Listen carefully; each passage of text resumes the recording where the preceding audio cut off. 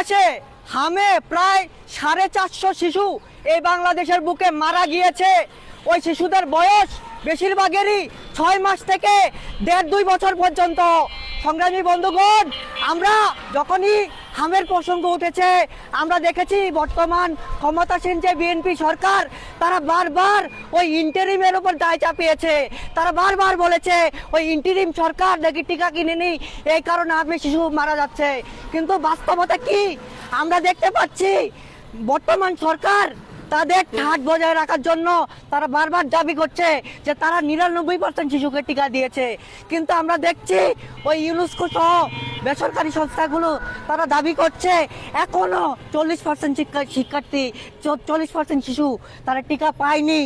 আমরা দেখতে পাচ্ছি যে একজন শিশুকে যখন ওই যে কবর দেওয়ার জন্য নিয়ে যাওয়া হচ্ছে হামে একটা মৃত শিশুকে, ঠিক ওই সময়ে একটা শিশুর নামে আইসিইউ বরাদ্দ হচ্ছে। আমরা ইন্টারিমের বিচার চাই, কিন্তু তার সেই সাথে আমরা বলতে চাই বর্তমান সরকার যথাযথ ব্যবস্থা নিতে পারছে না। তাদেরকে যথাযথ ব্যবস্থা নিতে হবে, অথবা এই বাংলাদেশে আমরা যারা জুলাই অভ্যুত্থান করেছি, আমরা যারা নতুন একটি বাংলাদেশ চাই, আমরা যারা পুরানো বন্দোবস্তে ফিরে যেতে চাই না। শুধু শিশু মৃত্যুর জন্য আমি ব্যক্তিগতভাবে শুধু হামের টিকা কিংবা হচ্ছে যে এটাকে দায়ী করছি না।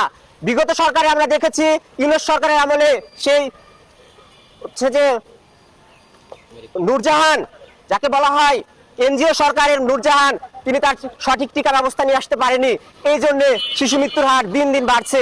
কিন্তু বর্তমান সময়ে যে স্বাস্থ্যমন্ত্রী শাখাওয়াত হোসেন, তিনিই বা কি করলেন?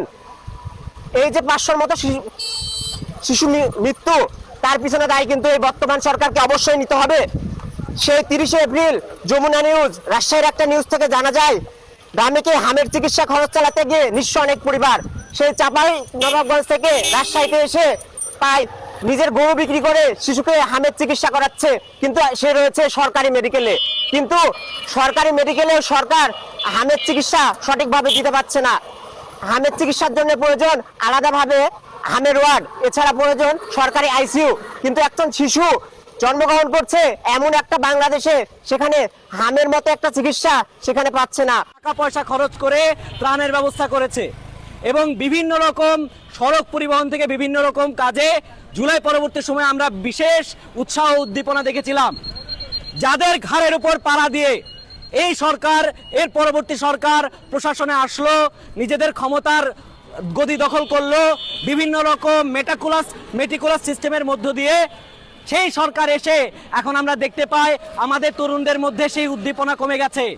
কারণ আমরা বুঝতে পারছি না যে এটা সমস্তই একটা বড় সুকৌশলী পরিকল্পনা, যেখানে আমরা দেখি চাঁপাইয়ের মানুষ, রাঙামাটির মানুষ, বান্দরবনের মানুষ, যারা প্রত্যন্ত অঞ্চলের মানুষ, তারা নিগৃহীত, অবহেলিত এবং আমাদের বিবেক আজকে একেবারে চুপ।